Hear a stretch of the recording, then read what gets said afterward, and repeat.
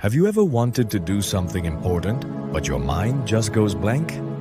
You sit down at the computer, open a book, or try to start a project, and suddenly you feel tired, distracted, or even anxious. That's mental block, and today more than ever, it's become a part of our daily lives. Have you ever wanted to do something important, but your mind just goes blank? You sit down at the computer, open a book, or try to start a project, and suddenly you feel tired, distracted, or even anxious. That's mental block, and today more than ever, it's become a part of our daily lives.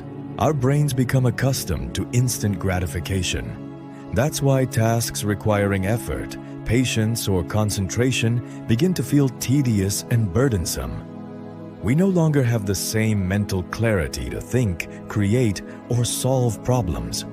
We want quick results, and when we don't get them, frustration sets in. Mental blocks don't mean you're incapable or lazy. Often, they simply mean your mind is overwhelmed.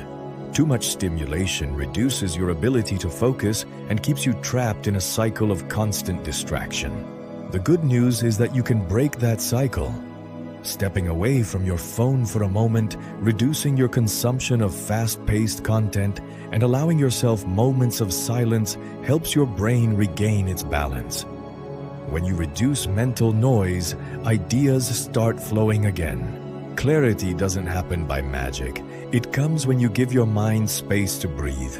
Because often, the real problem isn't that you can't do things, but that your brain never has a moment to stop and think calmly. We all say the same thing. I'll do it tomorrow. Tomorrow I'll start exercising. Tomorrow I'll study. Tomorrow I'll stop wasting time on my phone. But that tomorrow often never comes. And while we keep putting everything off, our lives move on without us. Our cell phones have become the perfect distraction. The moment we feel bored, stressed, or uncomfortable, we automatically unlock our screens. Short videos, social media, memes, notifications. Entire hours disappear without us even noticing. And the worst part is that our brains start getting used to that instant gratification. Every minute on your phone seems harmless, but the consequences slowly accumulate. You lose focus, struggle to concentrate, and have less and less energy for important tasks. What used to take 20 minutes now seems impossible to even begin. Procrastination doesn't destroy your life all at once. It does it little by little.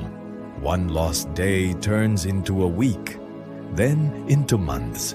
And suddenly you realize you're still in the same place while others are moving forward.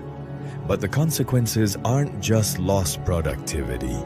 It also affects your self-esteem. Because deep down, you know everything you could be doing.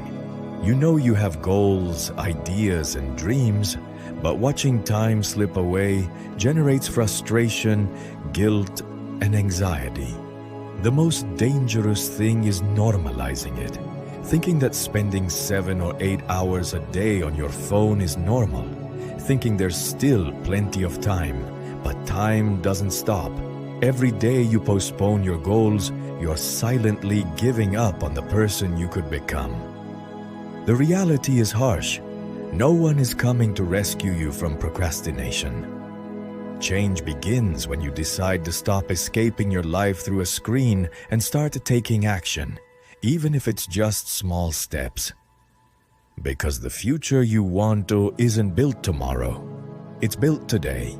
Don't put off until tomorrow what you can do right now. Just take action now.